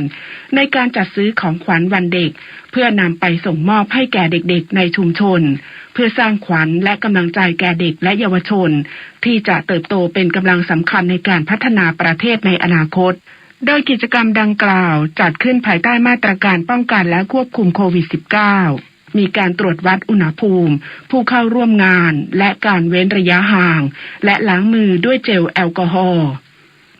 นายกรัฐมนตรีสั่งยกระดับช่วยเหลือประชาชนแก้ปัญหาราคาสินค้าราคาแพงอย่างยั่งยืนโดยให้ทุกภาคส่วนบูรณาการทำงานร่วมกันให้สอดคล้องกับสถานการณ์นายธนกร วังบุญคงชนะโฆษกประจำสำนักนายกรัฐมนตรีเปิดเผยว่าพลเอกประยุทธ์จันทร์โอชานายกรัฐมนตรีและรัฐมนตรีว่าการกระทรวงกลาโหมสั่งการให้ทุกหน่วยงานที่เกี่ยวข้องร่วมกันกำกับดูแลราคาสินค้าและช่วยเหลือประชาชนให้อยู่ในเกณฑ์ที่เหมาะสมและควบคุมได้ซึ่งจากสถานการณ์ดังกล่าวรัฐบาลได้ยกระดับมาตรการขั้นสูงสุดในการควบคุมราคาอาหารสดโดยราชกิจจานุเบกษาได้ออกประกาศคณะกรรมการกลางว่าด้วยราคาสินค้าและบริการฉบับที่1พุทธศักราช2565เรื่องห้ามส่งออกสุกรมีชีวิตออกนอกราชอาณาจักรและประกาศคณะกรรมการกลางว่าด้วยราคาสินค้าและบริการฉบับที่2พุทธศักราช2565เรื่องแจ้งปริมาณราคาสถานที่เก็บและจัดทำบัญชีคุมสินค้าสุกรเนื้อสุกรกำหนดห้ามมิให้ส่งออกสุกรมีชีวิตไปนอกราชอาณาจักรทุกกรณีเป็นการชั่วคราวเป็นระยะเวลา3 เดือนนับตั้งแต่วันที่5 มกราคม 2565เพื่อให้ปริมาณสุกรและเนื้อสุกรมีเพียงพอต่อการบริโภคภายในประเทศ ทั้งนี้นายกรัฐมนตรีได้กำชับไปยังหน่วยงานที่เกี่ยวข้องให้ติดตามและออกมาตรการช่วยเหลือเพื่อบรรเทาผลกระทบที่เกิดขึ้นกับประชาชนอย่างเร่งด่วนบูรณาการการทำงานร่วมกันจากทุกภาคส่วนให้สอดคล้องต่อสถานการณ์และเพื่อความยั่งยืนต่อไปในอนาคตโฆษกประจำสำนักนายกรัฐมนตรียังกล่าวอีกว่าสาเหตุของการปรับตัวของราคาสินค้าในหลายหมวดเป็นไปตามกลไกตลาดอาหารโลกซึ่งสอดคล้องกับดัชนีราคาอาหารโลก FAO Food Price ที่องค์การอาหารและเกษตรแห่งสหประชาชาติรายงานว่าค่าเฉลี่ยของราคาสินค้าโภคภัณฑ์ที่มีการซื้อขายกันมากที่สุดทั่วโลกในปี 2564 อยู่ที่ร้อยละ 125.7 เพิ่มขึ้นร้อยละ 28.1 จากปี 2563 และเป็นระดับสูงสุดนับตั้งแต่ปี 2554 รวมทั้งปัญหาโรคระบาดในสุกรและมาตรการลดความเสี่ยงในการจำกัดจำนวนการเลี้ยงที่ทำให้ปริมาณสุกรในระบบลดลงกฤษ รวิวรรณรายงานรองนายกรัฐมนตรีและรัฐมนตรีว่าการกระทรวงพาณิชย์สั่งเปิดจุดบริการเนื้อหมูราคาถูกช่วยประชาชนพร้อมกำชับพาณิชย์จังหวัดติดตามสถานการณ์อย่างใกล้ชิดนางมรรลิกาบุญมีตระกูลมหาสุขที่ปรึกษารัฐมนตรีว่าการกระทรวงพาณิชย์เปิดเผยว่านายจุรินทร์ลักษณะวิสิทธิ์รองนายกรัฐมนตรีและรัฐมนตรีว่าการกระทรวงพาณิชย์สั่งการให้ดำเนินโครงการพาณิชย์ลดราคาหมูช่วยประชาชนต่อเนื่องโดยประชาชนสามารถเลือกซื้อหมูเนื้อแดงราคา150 บาทต่อกิโลกรัมได้ที่จุดจำหน่ายทั้ง667หน่วยบริการทั่วประเทศสำหรับกรุงเทพมหานคร116หน่วยบริการแยกเป็นรถโมบายตระเวนตามพื้นที่50คันตั้งจุดบริการ50แห่งและสมาคม16แห่งส่วนต่างจังหวัด551แห่งโดยให้พาณิชย์จังหวัดประสานงานกับตลาดหรือสถานที่จัดโครงการขึ้นจนถึงสิ้นเดือนมกราคมนี้เพื่อเป็นมาตรการเสริมและเป็นทางเลือกให้กับประชาชนนอกเหนือจากมาตรการอื่นที่ได้ดำเนินการไปก่อนหน้านี้นอกจากนี้ได้กำชับผู้ประกอบการห้ามฉวยโอกาสขึ้นราคาสินค้าหรือจำหน่ายสินค้าราคาสูงเกินสมควรโดยกรมการค้าภายในจะติดตามสถานการณ์ความเคลื่อนไหวอย่างต่อเนื่องทุกวันอย่างไรก็ตามในช่วงที่เนื้อหมูมีราคาสูงขึ้นพบว่าร้านอาหารปรุงสำเร็จหลายแห่งได้พยายามตรึงราคาจำหน่ายไม่ปรับราคาอาหารโดยเปลี่ยนมาใช้วัตถุดิบจากเนื้อสัตว์ประเภทอื่นทดแทนเช่นเนื้อไก่เนื้อปลาเพื่อเป็นทางเลือกให้ผู้บริโภคเอกวินกาเกนิกรายงาน DES1 การแพร่ระบาดเชื้อโควิดสายพันธุ์โอมิครอนส่งผลให้ข่าวปลอมที่มุ่งสร้างความเข้าใจผิดด้านสุขภาพมีมากขึ้นขอให้ประชาชนตรวจสอบนางสาวนภวรรณหัวใจมั่นโฆษกกระทรวงดิจิทัลเพื่อเศรษฐกิจและสังคมฝ่ายการเมืองหรือ DES กล่าวว่าศูนย์ต่อต้านข่าวปลอมได้รายงานการรับแจ้งข่าวปลอมประจำสัปดาห์พบข้อความจำนวนกว่า11ล้านข้อความโดยได้คัดกรองเพื่อตรวจสอบจำนวน203ข้อความรวมเรื่องที่ต้องดำเนินการตรวจสอบ104เรื่องส่วนใหญ่เป็นข่าวเกี่ยวกับนโยบายรัฐบาลข่าวสารทางราชการและกลุ่มผลิตภัณฑ์สุขภาพวัตถุอันตรายสำหรับข่าวปลอมที่มีคนสนใจสูงสุดคือกองประชาสัมพันธ์กรุงเทพมหานครอัปเดตสถานการณ์ที่เสี่ยงโควิด -19 แพร่ระบาดเชื้อโควิด -19 สายพันธุ์โอมิครอนจำนวน36แห่งรองลงมาคณะกรรมการบริหารธนาคารอิสลามนับถือศาสนาอิสลาม 100% และบริหารโดยคนมุสลิมที่ไม่มีความรู้ด้านการเงินและการบริหารและการใช้แผ่นอลูมิเนียมฟอยล์ห่ออาหารที่ปรุงด้วยความร้อนก่อให้เกิดโรคอัลไซเมอร์จากข้อมูลพบว่าข่าวปลอมเริ่มโจมตีมุ่งสร้างความเข้าใจผิดด้านสุขภาพมากขึ้นจึงขอความร่วมมือประชาชนเมื่อได้รับข้อมูลข่าวสารผ่านโซเชียลขอให้ตรวจสอบข้อความขององค์กรที่ถูกอ้างชื่อก่อนส่งหรือแชร์ข้อมูลหรือแจ้งข้อมูลมายังศูนย์ต่อต้านข่าวปลอมเพื่อช่วยประสานงานกับหน่วยงานที่เกี่ยวข้องเพื่อตรวจสอบและยืนยันข้อเท็จจริงโทรสายด่วน GCC 1111ต่อ87มาริชโยรายงานต่อจากนี้ไปขอเชิญรับฟังไทยคู่ฟ้าค่ะสบคปรับระดับพื้นที่สถานการณ์ทั่วราชอาณาจักรโดยเพิ่มพื้นที่ควบคุมสีส้มจาก39จังหวัดเป็น69จังหวัดส่วนพื้นที่นำร่องการท่องเที่ยวสีฟ้ามี8จังหวัดและนำร่องท่องเที่ยวในบางพื้นที่18จังหวัดคงเดิมมีผลตั้งแต่วันที่9มกราคม2565เป็นต้นไปพร้อมทั้งขยายมาตรการ Work from Home ถึง31มกราคม2565สำหรับสถานบันเทิงผับบาร์คาราโอเกะให้เปิดในรูปแบบร้านอาหารโดยต้องได้รับอนุญาตจากคณะกรรมการโรคติดต่อจังหวัดก่อนวันที่15มกราคม2565โดยพื้นที่นำร่องการท่องเที่ยวสีฟ้าบริโภคสุราในร้านอาหารได้ไม่เกินเวลา 21 นาฬิกาและต้องเป็นร้านที่ผ่านชา Plus หรือ Thai Stop COVID 2 Plus เท่านั้นส่วนพื้นที่ควบคุมสีส้มยังไม่อนุญาตให้ดื่มแอลกอฮอล์ในร้านค่ะ สื่อสารภารกิจรัฐบาลกับสำนักโฆษกสำนักเลขาธิการนายกรัฐมนตรีเราจะสืบสานรักษาและต่อยอดและครองแผ่นดินโดยธรรมเพื่อประโยชน์สุขแห่งอาณาราษฎรตลอดไปพระปฐมบรมราชโองการพระบาทสมเด็จพระเจ้าอยู่หัวในพระราชพิธีบรมราชาภิเษกเมื่อวันที่ 4 พฤษภาคม พุทธศักราช 2562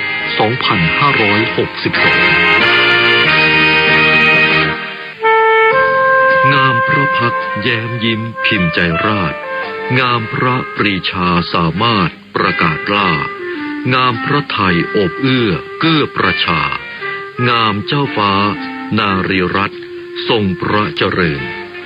ควรไม่ควรและแต่จะโปรดเกล้าโปรดกระหม่อมข้าพระพุทธเจ้าคณะผู้บริหารข้าราชการและเจ้าหน้าที่สถานีวิทยุกระจายเสียงแห่งประเทศไทยกรมประชาสัมพันธ์ 19:21 น.ต่อไปเสนอข่าวต่างประเทศอินเดียรายงานพบผู้ติดเชื้อโควิด -19 วันเดียวเกือบ 142,000 คนซึ่งเป็นตัวเลขสูงสุดนับตั้งแต่สิ้นเดือนพฤษภาคมปีที่แล้วท่ามกลางเชื้อกลายพันธุ์โอมิครอนที่กำลังแพร่ระบาดแทนที่สายพันธุ์เดลต้าและจากสถานการณ์โรคโควิด -19 ที่กลับมารุนแรงอีกครั้งอินเดียได้ประกาศข้อกำหนดใหม่เกี่ยวกับการกักตัวโดยนับตั้งแต่วันที่ 11 มกราคมนี้ผู้เดินทางเข้าประเทศต้องกักตัวเป็นเวลา 7 วันและเข้ารับการตรวจคัดกรองแบบ RT-PCR ในวันที่ 8 ไม่ว่าจะมีสถานการณ์ฉีดวัคซีนแบบใดก็ตามส่วนผู้ติดเชื้อรายวันในกรุงโตเกียวของญี่ปุ่นพุ่งทะลุ 1,000 คนเพิ่มขึ้น 15 เท่าภายใน 1 สัปดาห์เช่นเดียวกับในภูมิภาคอื่นๆของประเทศที่จำนวนผู้ติดเชื้อรายใหม่พุ่งสูงเป็นประวัติการณ์ซึ่งเป็นสัญญาณบ่งชี้ว่าญี่ปุ่นกำลังเข้าสู่ภาวะการระบาดรอบที่ 6 อันเป็นผลมาจากเชื้อกลายพันธุ์โอมิครอนด้านฟิลิปปินส์จำนวนผู้ติดเชื้อโควิด -19 รายวันทำสถิติสูงสุดครั้งใหม่โดยวันเดียวมีผู้ติดเชื้อเพิ่มกว่า 26,000 คนออสเตรเลียรายงานพบผู้ติดเชื้อโควิด -19 รายใหม่ถึง 116,025 คนในวันนี้ซึ่งเป็นครั้งแรกที่ออสเตรเลียมีผู้ติดเชื้อรายวันเกิน 100,000 คนนับตั้งแต่เริ่มเกิดโรคระบาดใหญ่ในประเทศเมื่อต้นปี 2563 โดยจำนวนผู้ติดเชื้อรายใหม่พุ่งสูงเป็นประวัติการณ์ทั้ง 3 รัฐที่มีประชากรมากที่สุดของออสเตรเลียได้แก่นิวเซาท์เวลส์วิกตอเรียและควีนส์แลนด์ท่านนี้ผู้ติดเชื้อรายใหม่รวมถึงอดีตนายกรัฐมนตรีมันคอมเทอร์บูนและนายจอร์จไฟเดนเบิร์กรัฐมนตรีคลังของออสเตรเลียที่มีผลตรวจเชื้อเป็นบวกและขณะนี้กำลังอยู่ระหว่างการกักตัวสำหรับมาตรการกักตัวของผู้ติดเชื้อตามแนวทางปัจจุบันของกระทรวงสาธารณสุขออสเตรเลียนั้นต้องกักตัวเป็นเวลาอย่างน้อย7 วันและผู้สัมผัสใกล้ชิดต้องกักตัวด้วยเนื่องจากถือเป็นกลุ่มเสี่ยงสูงขณะที่รัฐนิวเซาท์เวลส์ได้กำหนดใช้ข้อจำกัดควบคุมโรคอีกครั้งตั้งแต่วันนี้เช่นการห้ามร้องเพลงเต้นรำในผับและไนท์คลับตลอดจนระงับการผ่าตัดที่ไม่เร่งด่วนชั่วคราวพายุฤดูหนาวหรือปรากฏการณ์บอมไซโคลนพัดเข้าปกคลุมพื้นที่ภาคตะวันออกเฉียงเหนือของสหรัฐเมื่อวานนี้ส่งผลให้เกิดหิมะตกหนักและการเกิดกระแสลมแรงทำให้ต้องยกเลิกเที่ยวบินหลายร้อยเที่ยวและโรงเรียนต่างๆถูกปิดอีกทั้งสภาพอากาศดังกล่าวยังเป็นอันตรายต่อการขับขี่ด้วยโดยที่ท่าอากาศยานลากวาเดียในนครนิวยอร์กมีหิมะกองทับถมหนา8 นิ้วขณะที่ผู้ว่าการรัฐนิวเจอร์ซีย์ประกาศภาวะฉุกเฉินพร้อมขอให้ประชาชนหลีกเลี่ยงการขับขี่ด้านสื่อในสหรัฐรายงานว่าเที่ยวบินเกือบ 20,000 เที่ยวถูกยกเลิกนับตั้งแต่วันคริสต์มาสอีฟซึ่งรวมถึงเที่ยวบิน 1,760 เที่ยวที่ถูกยกเลิกเมื่อวันพุธที่ผ่านมารายงานระบุได้ว่าสายการบินต่างๆจำต้องยกเลิกเที่ยวบินเป็นเวลาหลายสัปดาห์เนื่องจากขาดแคลนพนักงานหลังจำนวนผู้ติดเชื้อโควิด -19 เพิ่มขึ้นทั่วประเทศและสภาพอากาศที่ไม่เอื้ออำนวยเจ้าหน้าที่เปรูยืนยันว่ามีผู้บาดเจ็บอย่างน้อย9 คนและบ้านเรือนส่วนหนึ่งได้รับความเสียหายหลังเกิดแผ่นดินไหวขนาด 5.6 ในกรุงลิมาและพื้นที่โดยรอบเมื่อเช้ามืดวันนี้ตามเวลาท้องถิ่นขณะที่มีรายงานหินถล่มลงมาปิดทับเส้นทางสัญจรบนทางหลวงสายสำคัญที่เชื่อมระหว่างเมืองหลวงกับภาคกลางของประเทศแต่ไม่มีผู้เสียชีวิตจากเหตุแผ่นดินไหวครั้งนี้สถาบันธรณีฟิสิกส์เปรูรายงานโดยว่าศูนย์กลางของแผ่นดินไหวอยู่ลึก116 กิโลเมตรห่างไปทางตะวันออกเฉียงเหนือของกรุงลิมา19 กิโลเมตรเกิดแรงสั่นสะเทือนรุนแรงเนื่องจากแผ่นดินไหวอยู่ลึกสร้างความตื่นตระหนกให้ประชาชนต่างพากันวิ่งหนีออกจากอาคารบ้านเรือนนอกจากนี้แรงสั่นสะเทือนยังสามารถรู้สึกได้ในหลายจังหวัดรวมทั้งในเมืองชิมโบทีที่อยู่ห่างไปทางตอนเหนือของกรุงลิมาเกือบ400 กิโลเมตร อย่างไรก็ตามไม่มีความเสี่ยงเกิดคลื่นสึนามิแต่เจ้าหน้าที่เตือนให้ประชาชนเตรียมรับ after shock ที่อาจเกิดขึ้นต่อไปเป็นพยากรณ์อากาศกรมอุตุนิยมวิทยาพยากรณ์อากาศ 24 ชั่วโมงข้างหน้าบริเวณความกดอากาศสูงหรือมวลอากาศเย็นกำลังปานกลางปกคลุมประเทศไทยตอนบนและทะเลจีนใต้ลักษณะเช่นนี้ทำให้ประเทศไทยตอนบนมีหมอกในตอนเช้าโดยภาคเหนือและภาคตะวันออกเฉียงเหนือมีอากาศเย็นถึงหนาวในตอนเช้าส่วนภาคกลางและภาคตะวันออกมีอากาศเย็นในตอนเช้าสำหรับยอดดอยมีอากาศหนาวถึงหนาวจัดอุณหภูมิต่ำสุด 5-14 องศาเซลเซียสและยอดภูมีอากาศหนาวอุณหภูมิต่ำสุด 8-15 องศาเซลเซียสสำหรับมรสุมตะวันออกเฉียงเหนือที่พัดปกคลุมอ่าวไทยและภาคใต้มีกำลังอ่อนทำให้ภาคใต้ตอนล่างมีฝนฟ้าคะนองบางแห่งพยากรณ์อากาศตั้งแต่เย็นวันนี้จนถึงเย็นวันพรุ่งนี้ภาคเหนืออากาศเย็นถึงหนาวกับมีหมอกในตอนเช้าอุณหภูมิต่ำสุด 14-18 องศาเซลเซียสบริเวณยอดดอยอากาศหนาวถึงหนาวจัดอุณหภูมิต่ำสุด 5-14 องศาภาคตะวันออกเฉียงเหนืออากาศเย็นถึงหนาวกับมีหมอกบางในตอนเช้าอุณหภูมิต่ำสุด 15-19 องศาเซลเซียสบริเวณยอดภูอากาศหนาวอุณหภูมิต่ำสุด 8-15 องศาเซลเซียสภาคกลางอากาศเย็นกับมีหมอกบางในตอนเช้าอุณหภูมิต่ำสุด 19-21 องศาเซลเซียสภาคตะวันออกอากาศเย็นกับมีหมอกบางในตอนเช้าอุณหภูมิต่ำสุด 21-24 องศาเซลเซียสลมตะวันออกเฉียงเหนือความเร็ว 10-30 กิโลเมตรต่อชั่วโมงทะเลมีคลื่นต่ำกว่า 1 เมตรห่างฝั่งคลื่นสูงประมาณ 1 เมตร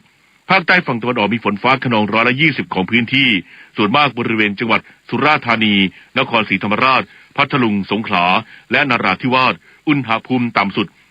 20-26 องศาเซลเซียสตั้งแต่จังหวัดสุราษฎร์ธานีขึ้นมาลมตะวันออกเฉียงเหนือความเร็ว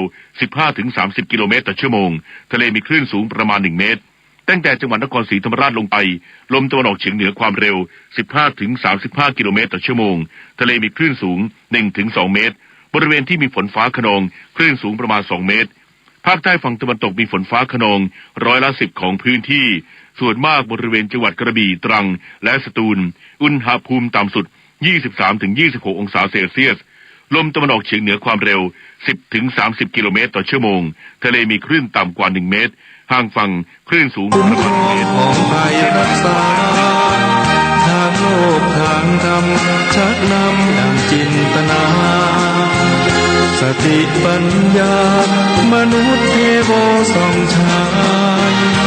ปรารถนาจงเห็นผลสำเร็จใจงามดังเพชรเหมือนดังที่มุ่งหมายทำชั่วไม่ขึ้นทำบาปไม่ขึ้นไม่ไปทำดีลื่นไหล